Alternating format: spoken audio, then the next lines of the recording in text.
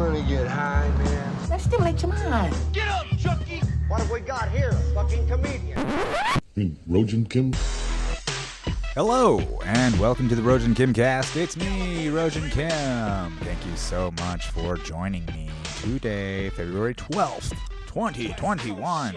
21221 for episode 226. Thank you so much for joining me this week. How's your week been? Been a good week? Been a good week? Has it been crazy? Stuff been going on?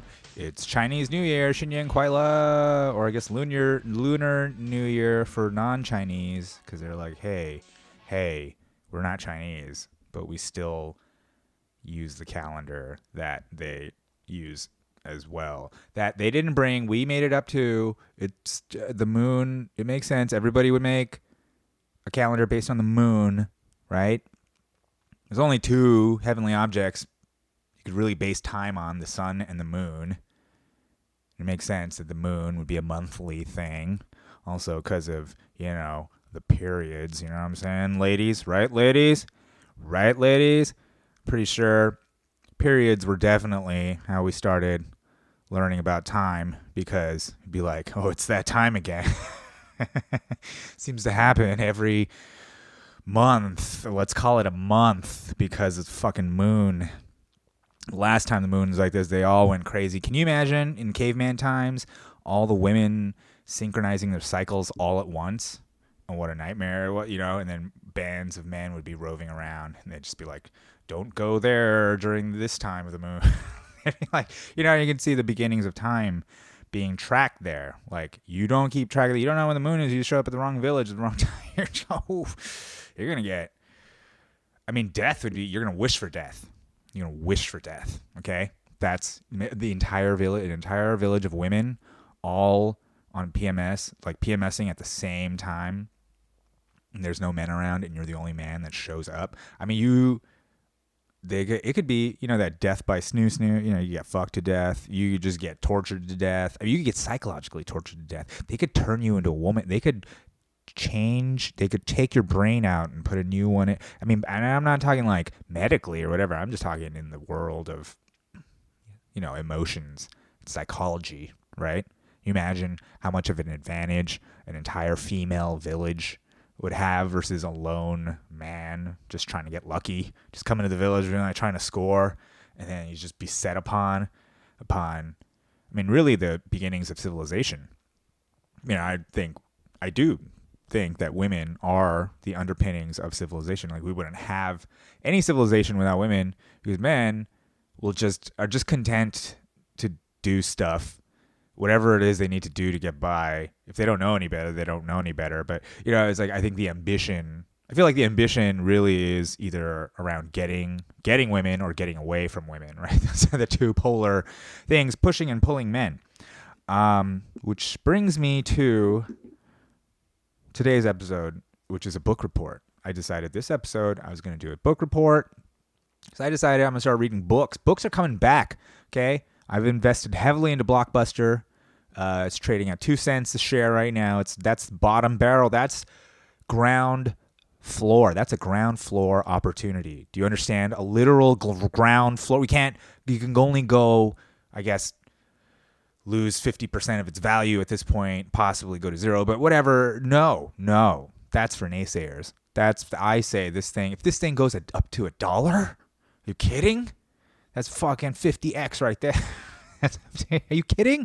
I wanted to go under. I wanted to get to half a penny. You understand the profit you'd make? This thing just goes to $1.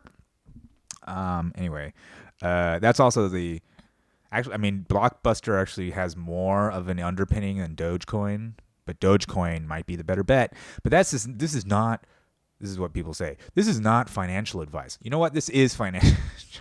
What if I ended up in jail where they got me there going like, see, you said, there he is, Your Honor. He's saying this is financial. Well, I could just say this is not financial advice, and they could just cut out the not, deep fake the whole thing.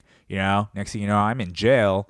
If I could spending 20 to life for some kind of financial fraud scheme that I had no idea I was part of, just by uttering the words, this is not financial advice. possibly the name of a new podcast. I might have a podcast empire. I have a book report podcast. I'll have a financial advice podcast. I'll have a crypto, maybe like a Bitcoin or like a. Ooh, by the way, I just got onto a referral program. I'm sponsored. I'm not really sponsored, but it's kind of the beginnings of something. Anyways, if you are interested in dollar cost averaging into Bitcoin, go to swanbitcoin.com/Rogan, ROGIN. That's swanbitcoin.Rogan. Actually, that is probably not at all. Oh my God. I probably fucked that whole thing. Shit. I probably lost this one. I lost the sponsorship, guys. Let me look again. Nope. I was right. swanbitcoin.com/Rogan. And it's a referral link, and you get $10 in Bitcoin. I get a little $10 in Bitcoin too if you sign up. And then if you sign up, you'll see there's like these plans for dollar cost averaging into Bitcoin, which I think is the best way to get a start in Bitcoin. Say you're like, maybe the thing, it'll pull back 80%. It's possible. It's possible you lose it all. If you put everything in it, it's possible you could lose all of it before it comes back up, and if you're not ready to take that ride, it's, maybe it's not the best thing to put everything into it, but just a little bit a week for the next few years, it's going to be amazing. You'll see. Anyways, that's what I'm doing now. I will shill Bitcoin. I will shill any crypto. Listen, you want me to shill Doge? I'll shill Doge. Fuck yeah. You give me some Doge. Give me a shitload of Doge. I'll shill it. Give me a shitload of your coin. I'll shill it. Whatever it is, I'll shill your coin. CVS coin. I'll shill Amazon coin. Whatever. Buy it. Buy it, everybody. We're in a bull market, a speculative euphoria. Everything's going up. I can't tell you when it's going to go down and pop, but everything's going up. So ride it up. I guess one could say the only way to win is not play, but okay. Wow, this book report, I'm 7 minutes in, just haven't started the book report. Today's book report is Dune by Frank Herbert. I read this book a long time ago when I was a kid. I really liked it, but I don't think I really understood it. And I've read it. This is probably my third time having read Dune. And I'd have to say that I really like it with every reading. And maybe the reason why I do is because it's like I don't have to struggle with the concepts as much as heavy concepts or whatever. But ultimately, when you distill it down to its core, it's a hero's journey story. So Dune opens with, so now I present to you Dune by Frank Herbert. I'm going to read the entire book. Here we go. A beginning is the time for taking the most delicate care that the balances are correct. This every sister of the Bene Gesserit knows. To begin your study of the life of Muad'Dib, then, take care that you first place him in his time, born in the 57th year of the Padishah Emperor Shaddam IV, and take the most special care that you locate Muad'Dib in his place, the planet Arrakis. Do not be deceived by the fact that he was born on Caladan and lived his first 15 years there. Arrakis, the planet known as Dune, is forever his place. From Manual of Muad'Dib by Princess Irulan. In the week before their departure to Arrakis, when all the final scurrying about had reached a nearly unbearable frenzy, an old crone came to visit the mother of the boy, Paul. I'm kidding. I'm not going to read the whole thing. I'm not going to read that. That's just the opening. The first chapter of Dune is amazing because it sets up everything. It sets up for the main character, Paul, introduces you to this boy, it introduces you to this world bigger than him where his mother is prominent, and this old lady called the Reverend Mother comes from the Bene Gesserit, and she says to Paul, I'm going to test you with the Gom Jabbar. And he's like, what the fuck is that? There's all these things being introduced. And you're like, what the fuck is that? And the whole first chapter is, a test to see if Paul is human, and possibly what they call the Kwisatz Haderach, all introduced in this first chapter. There's so much introduced in this chapter, is incredibly dense. The entire world is actually introduced in this first chapter, and in some ways is actually a very good sort of like archetype of a first chapter of a book, like how to set up a story while creating a dramatic scene. Because the scene itself is about Paul being tested. He has to put his hand in this box, and it's like the most crazy pain he's ever felt in his entire life. And she's holding this poison needle to his neck, and if he flinches and takes his hand out of the box, she's gonna kill him. So he has to fucking, it's like a test of humanity. She says it's like an animal will gnaw his arm off, but a human will understand that the pain is just mental. Like she tells him, stick your hand in this box. Nothing's actually happening to your hand, but it'll feel like everything's happening. And it's like felt like it was being melted off, and he was like, but he's holding it there. The whole litany of fear is introduced there. The litany of fear, which I like to fucking.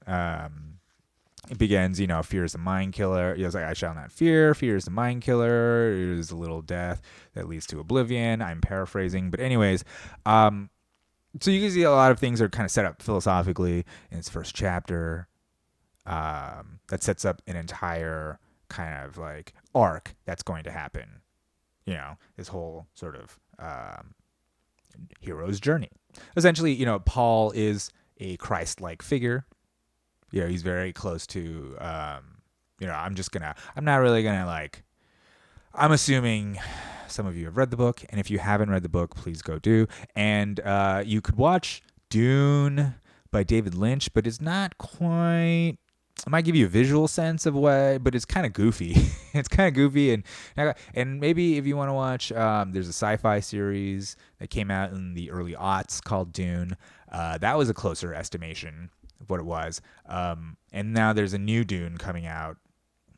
I'm kind of excited about it. Could be the best one yet, with what's his name? Timothy Chalamet as Paul, which I'm a little mixed on, but whatever. And what's his name? Denis Villeneuve, who did Blade Runner, which I liked the new Blade Runner better than the old Blade Runner. So I think there's hope. Like just from the trailer I've seen of Dune, aesthetically it looks, I think, closer to what, at least cooler, less garish, and maybe he's got it. Maybe he's got a better sense of the story.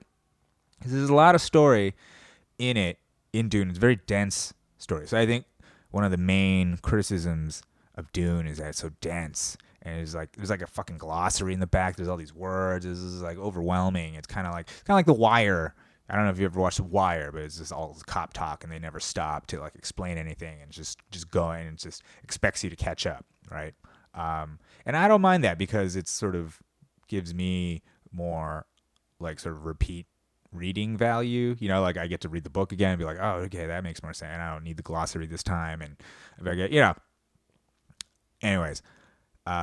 Dune is like your classic hero's journey. You get your protagonist who starts off, he's a boy, he's weak, he's vulnerable, but he's also, there's a seed, he's the chosen one. There's something inside of him that makes him great, but he's not quite there, and he has to pass all these tests. He has to go through that. He has to cross the threshold, go from the old world of where everything was stable, and then there's something, some people call it an inciting incident or a destabilizing event or whatever that that changes the old world into new. So for Paul, that was like he had, his world first was the world of Caladan, where water is plentiful, just like Earth, right? And then he goes to a place called Arrakis where there's no water, and there's much danger. He goes from safety to danger, right? And then within the danger, he's still the Duke's son. There's a Duke, there's stuff going on, whatever. And then the inciting incident occurs, when the Duke is assassinated, right? The Duke's assassinated. The Harkonnens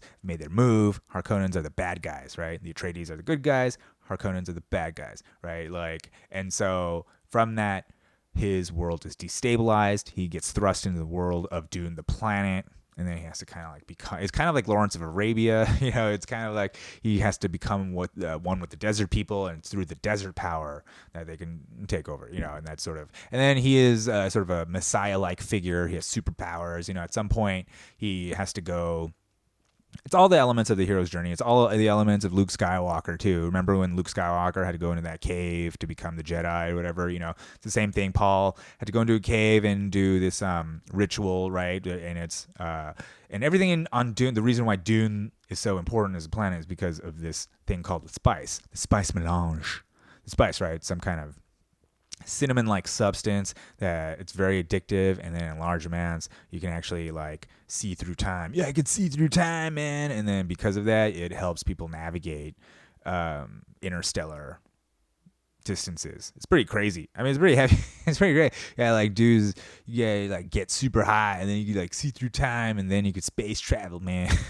It's pretty sweet.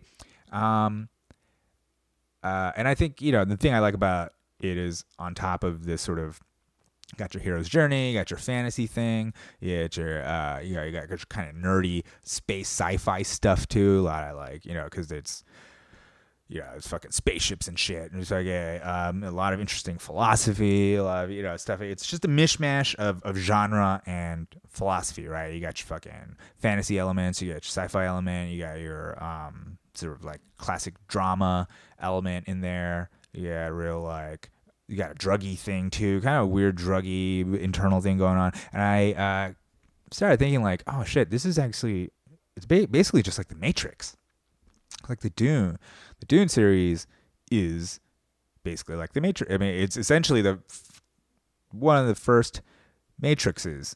I guess if you really think about it, like Jesus was like the Matrix too.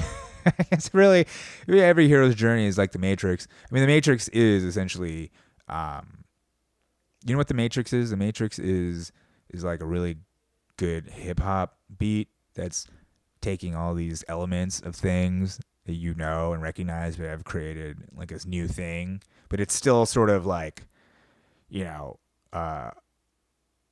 not like an organic thing. It's still like it's still like digital, right? It's trapped in ones and zeros, whatever, but it is kind of taking from other things and creating a synthesis out of different things. So the Matrix is totally like that, right? It takes like kung fu movies and the Western, and then there's a sci-fi element, and you got your fucking cool aesthetics, you got your bullet time and stuff. They mix these like cool like technological things into it, and it's just this perfect kind of conglomerate mishmash of 20th century movies, right? 20th century movies, and you kind of throw in some pop psychology in there. You gotta, kind of make sense, and everybody understands Plato's cave, right? I go on and on about Plato's cave, how you're like living in a simulation, right? Like just all that stuff. And then what if you could wake up? What if you could wake up and you realize everything was a game, And what if you could wake up and being like fucking, you could be superhuman. If you could wake up, like you realize that the limits of physics are just a program, and you realize you could bend the program, right? Like you realize that if everything's a program, right? Everything's bendable and hackable. Yeah. Nothing even matters. There's no boundaries between reality and, fantasy. So maybe is that what it is? Yeah, possibly. I mean, I think there is something in the Matrix which is very 21st century, or which we're finding ourselves in now 20 years later after the Matrix. We're seeing full on that there is a sort of beyond there's like transhumanism. There's the idea that you could transcend your body, become one with the machine, digitize yourself, right? You're no longer inside yourself anymore. And I think along with that transhumanism movement is the transgender movement, the tranny movement, which the Wachowskis are. The Wachowski brothers used to be Wachowski brothers, and then they became the Wachowskis, and now they're the Wachowski sisters. And the thing about the Wachowski brothers is that they do have a lot of Wachowski sisters. They're actually, I think, 2 of 6 children, and the rest of them are girls. So, I mean, that's just, the beginning when I was talking about what happens when you go to a village. You go to that's what they could do to you. You see 2 of the most brilliant minds. And not to say that there's something wrong or whatever. Clearly, they're very successful. Clearly, whatever. But what I'm just saying is that it's sort of the philosophical. You could see the philosophy inside of the Matrix, kind of going along with like, this is all part of postmodernism, right? Like that there's no real structures anymore. The structures are all relative. It's no good or bad. It's all relative. There's no history. There's no real one history. There's just everybody's histories, right? There's like, but then once you do that, you break down the boundaries of meaning. That's why words now words are violence now, right? Why words can be violence because there's no boundary. Why have a boundary? Why construct a boundary between physical violence and what you would call word violence? I don't know. It's just feeling uncomfortable. Feeling uncomfortable has become literally like we have not been violent for so long that culturally we consider feeling uncomfortable, hearing things we don't want to hear as violence. And on some levels that's funny, right? That's kind of funny. But on other levels, that's dangerous because that you could just see that escalating. That's why it's like people are like punch a Nazi, right? Like it's like the boundaries between philosophical discourse and violence. If there's no boundaries, if words are violence, then why not just be violent? Why use words? Right? It goes both ways.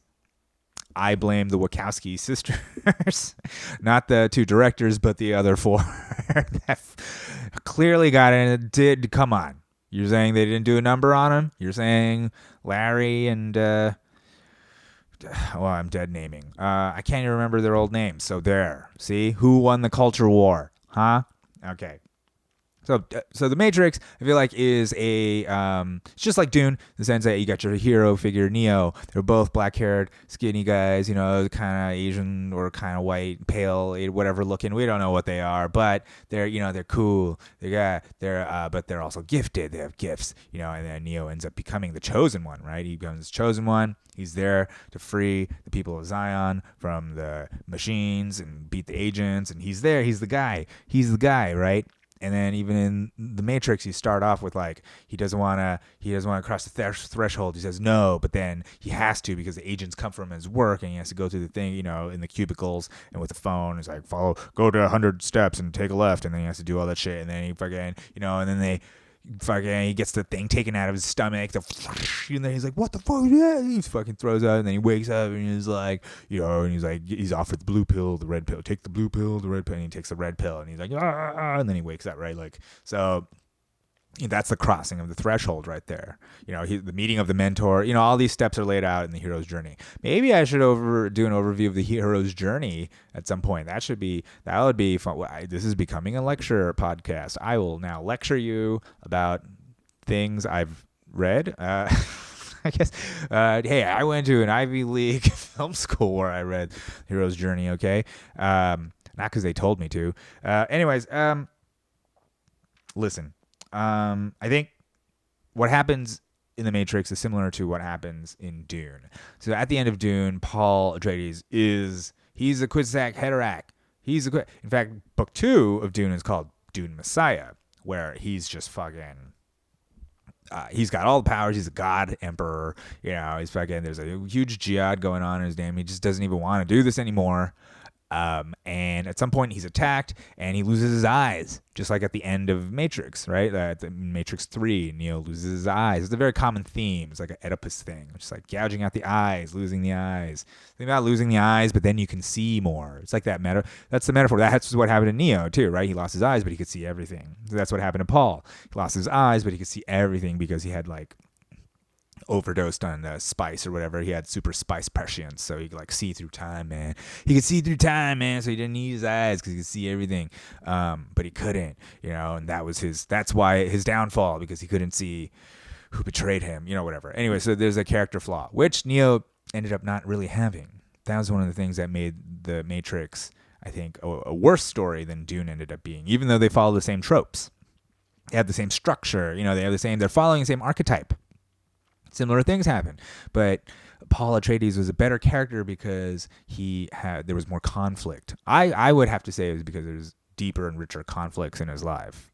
He had the struggle of wanting to be a desert person again, and being with his desert wife. But then there's the imperial wife because he's also an emperor. There's that, it's just a classic. And then also it's sort of like House Atreides. That was a big deal.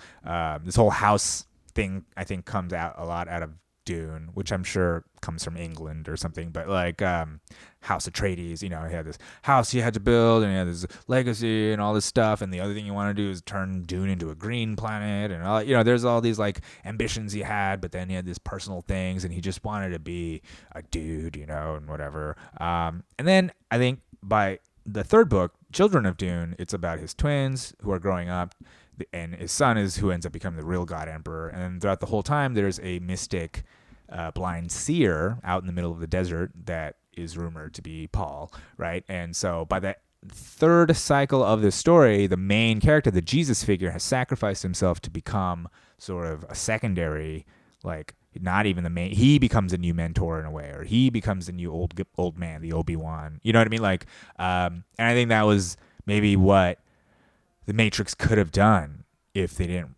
cash in. Basically, the Wachowski brothers, sisters, whatever the fuck, what they were opportunists. Okay, the Wachowski money grabbers is what they were, because they had a beautiful thing. They created a beautiful thing with the Matrix, but then it was such a hit. They were like, we gotta make 2 more, because trilogies were the thing back then. And they were like, all right. And so they've rushed into a story that was just dog shit, right? The story is just, by Matrix 2, Neo's fucking flying.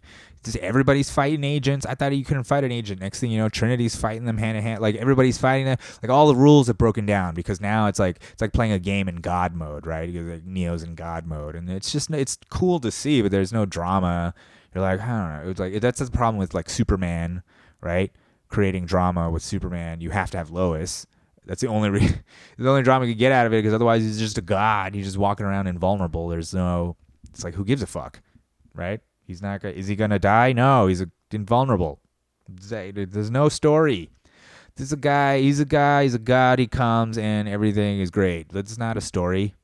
You know what I mean? One of the things that's interesting is that in the Matrix 2, I think it's the second or third, he meets the architect, right? This white dude, white clothed, like, I guess he is white, but I meant his suit. He's dressed kind of like the Colonel. I can't remember. I just remember he's an old white guy, and he's all like, I'm the architect, and I made the thing, and I'm the program who makes the thing, and then he talks about how, like, the first Matrix, everybody had everything, and there was no pain. So like everybody was in God mode, and then it just all died. Nobody survived, because for some reason humans need the struggle to survive, right? Humans need adversity, conflict, in order to become stronger, in order to survive. And you know what else needs that? Stories.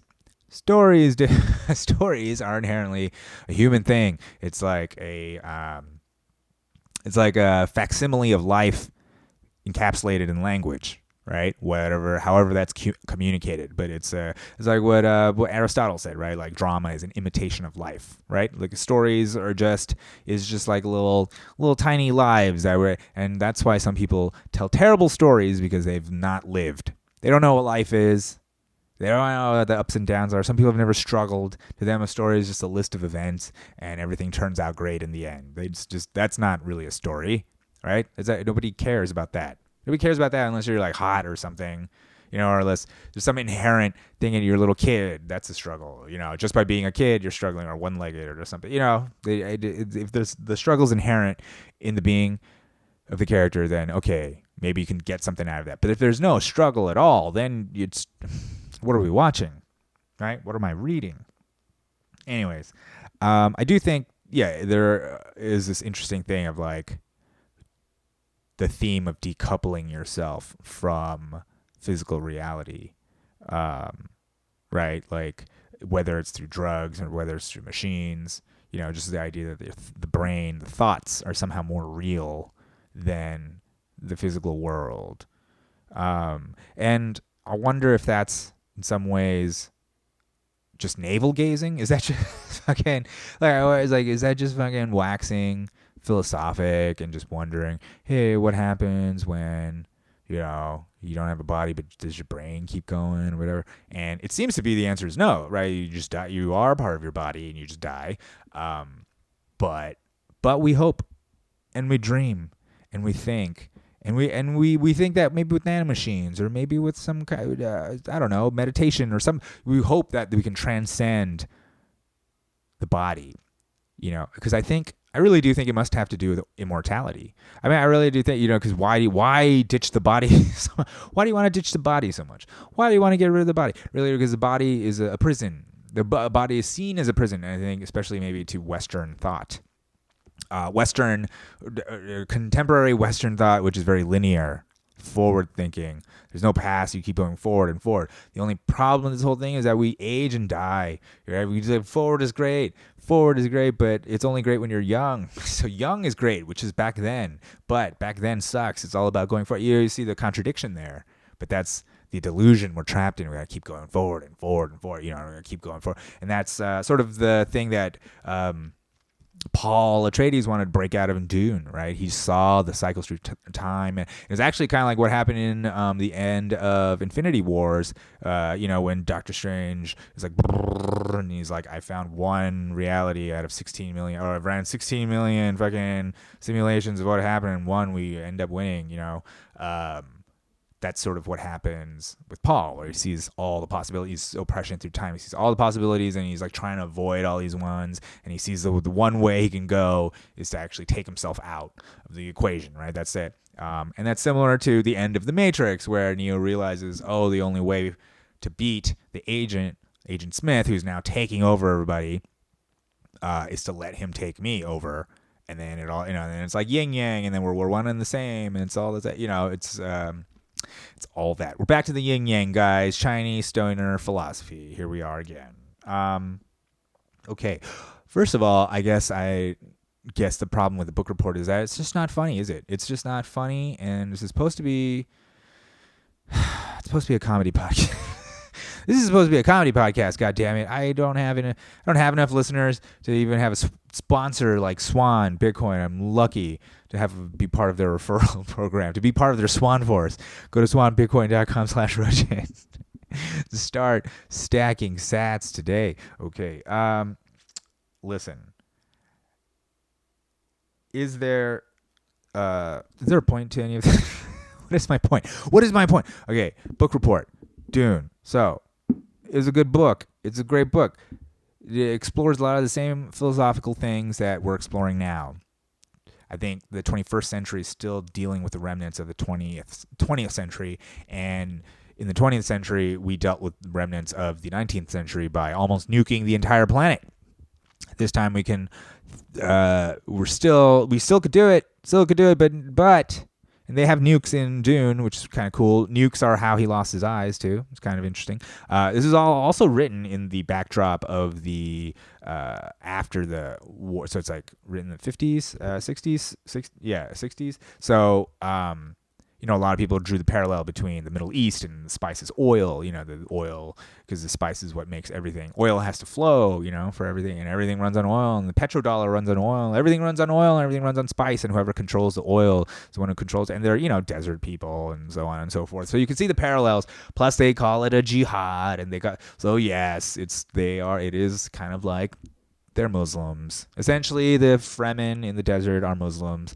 Paul becomes the caliph, the Baghdadi. He becomes a Baghdadi. He becomes creates a giant ISIS, and that's supposed to be good. He's the good guy here, I guess. he's the leader of space ISIS, and he's the good guy. And then he's like, I don't want to be in space ISIS anymore. I don't want to be the leader. I don't want to be Baghdadi, spice daddy.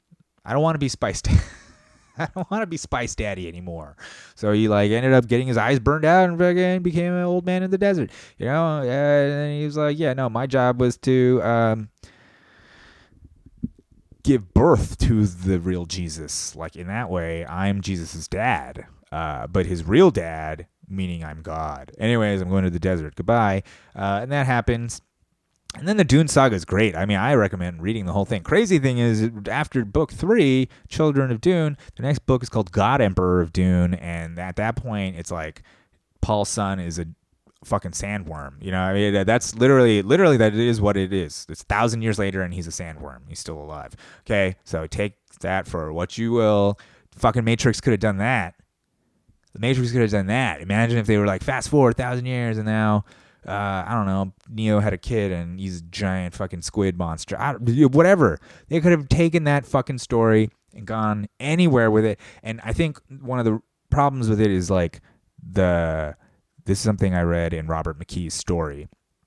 Problem is you take your hero through the hero's journey, you get to the end and he's supposed to either die or he becomes kind of like a god. But then the next story is him as a god, just traipsing around being God. It's just not as dramatic, right? So then you have to create a more ridiculous and sort of like, just you start spinning more plates, right? It just have to be like, there's no like internal stories. You have to create more external shit. So Matrix 2, that's why it's just like replicating Agent Smith and fucking Ghost and fucking, remember the French dude and the fucking dreadlock guys, and you know what I mean? It's just like a bunch of shit. There's so much shit. You just and why? It's just like, it just became more is more, right? It became more is more instead of less is more. The Animatrix did a better job of taking on the Matrix lore by creating these like mini stories of people who were like rescued by Neo or whatever. That, I mean, they could have done that. That would have been way better. A whole second movie could have just been Neo instead of Neo becoming God at the end. See, the problem was they didn't know they were gonna do sequels. So if Neo didn't become a fucking god at the end of the first movie, it gives him somewhere to go. He could have become a god at the end of the third movie. Whatever. Anyways, I'm not here to talk about the Matrix. I'm here to talk about Dune. Dune. Great. Like, what do I have to say? It's a good book. Read the fucking book, okay? There's that. Oh, the other interesting thing about Dune, and as it relates to the Matrix, is the Matrix really is about the creation of an AI that kills us, right? An AI, and that we're fighting, and then traps us in a simulacrum in order to use us as batteries, which is a dumb idea. Dumb idea. Why not geothermal, right? Why not hydroelectric? I don't, whatever. Because we blotted out the sun, for solar, but solar is the only energy source. Okay. Anyways, humans are batteries. They're using us and then trapping us in the Matrix in order to keep us alive, to use us as batteries. But they're all artificial intelligence.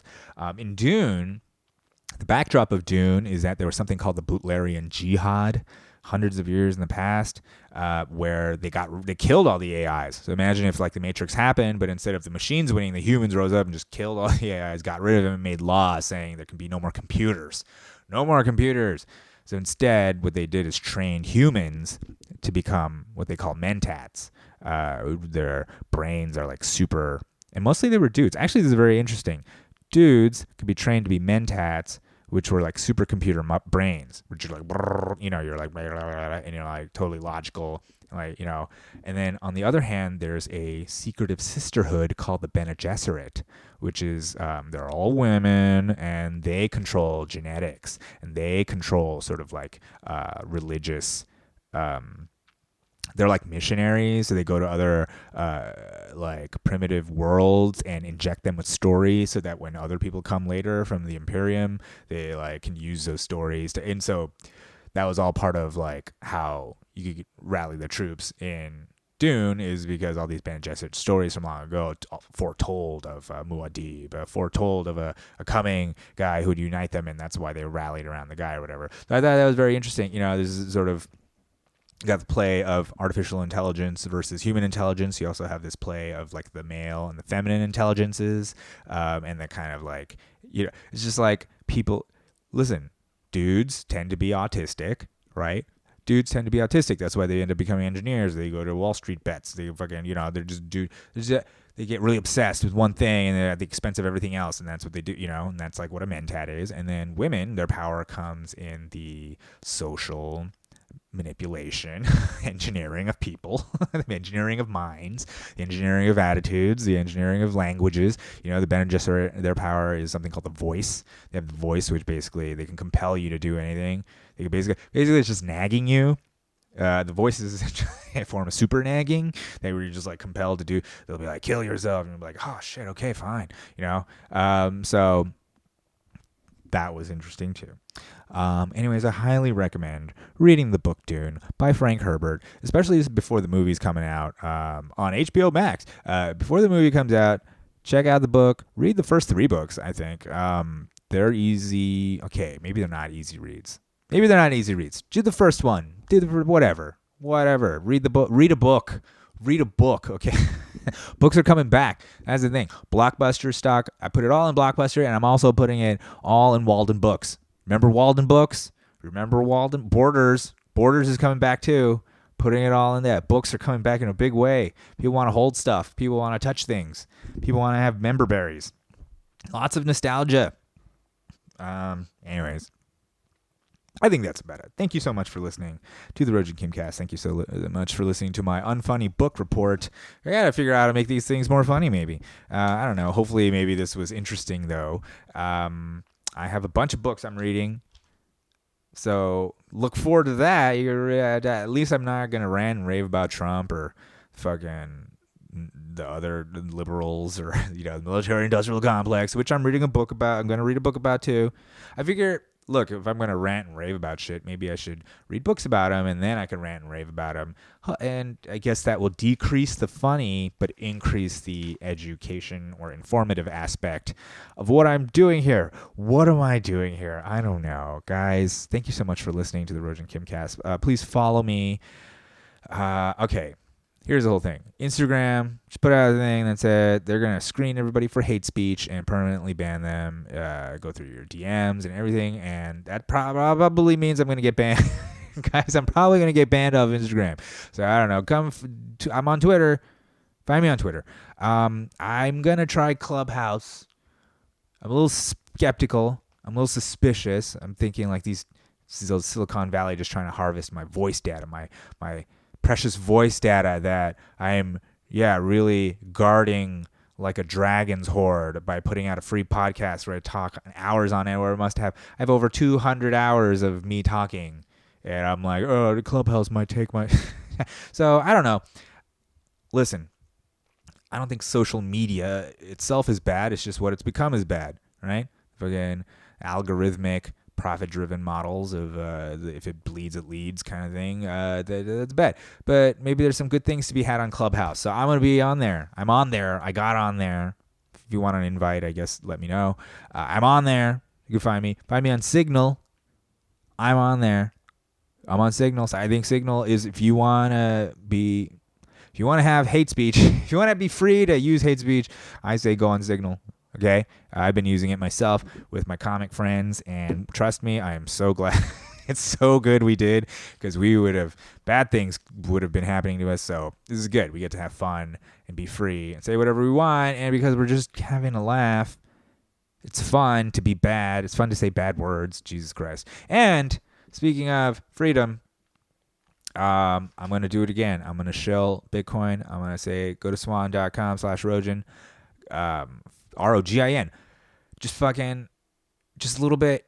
I'm telling you, I'm not saying I'm not saying it's like Blockbuster. I'm investing a lot of B words, Blockbuster, Borders, and Bitcoin, okay? And I'm putting everything into Blockbuster, a little bit into Borders, and even less into Bitcoin, okay? Just put a little tiny bit if you're skeptical. Or if you're all in, like me on Blockbuster, you put it all in. But don't do it because I told you to. Don't do anything because anybody tells you to, except for going to swanbitcoin.com/Rojan to join my referral program. We could all start stacking sats. That's what they call it. Satoshis. Stack them. Learn about it. I don't know. Maybe I'll read the white paper. I don't know. Okay.